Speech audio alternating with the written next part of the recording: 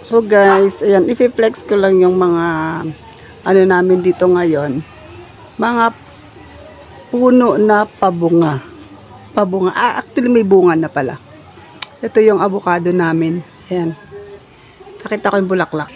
So, ayan o, bulaklak. Bulaklak na. Ayan.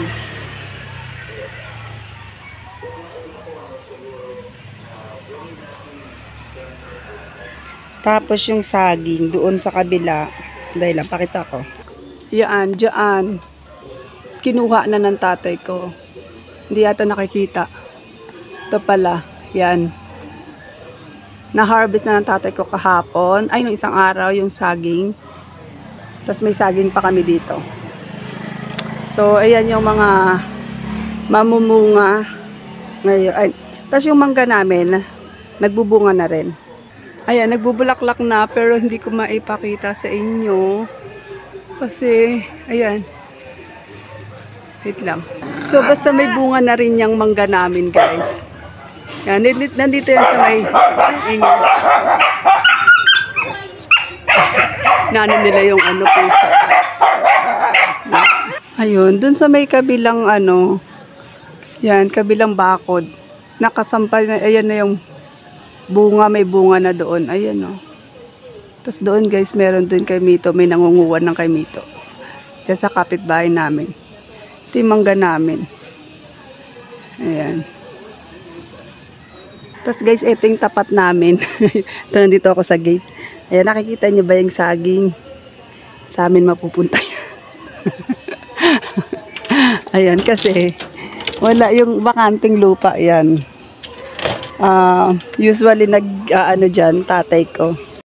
So guys, ito, meron tayong saging dito. Yung nakuha na, yung saging namin doon sa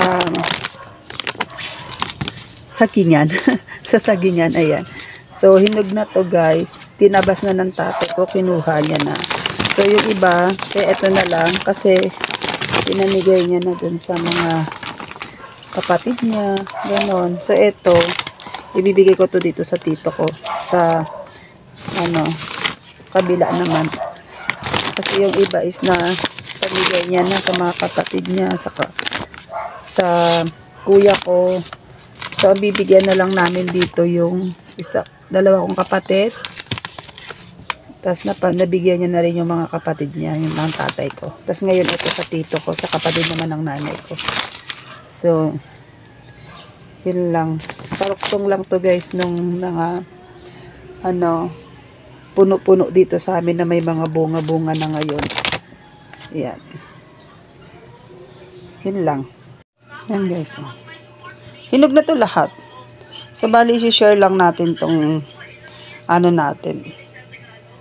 Yan. Ganun naman kami dito. Pag may mga bunga-bunga yung mga puno-puno namin.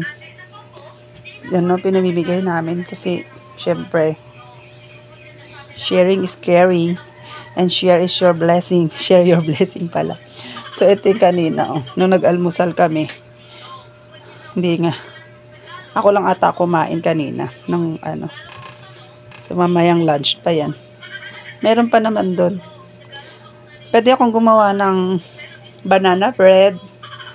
Or no, pero siguro by ano. Sa ano na lang. Thursday or Thursday, tama. Banana bread. Gagawa ko banana bread.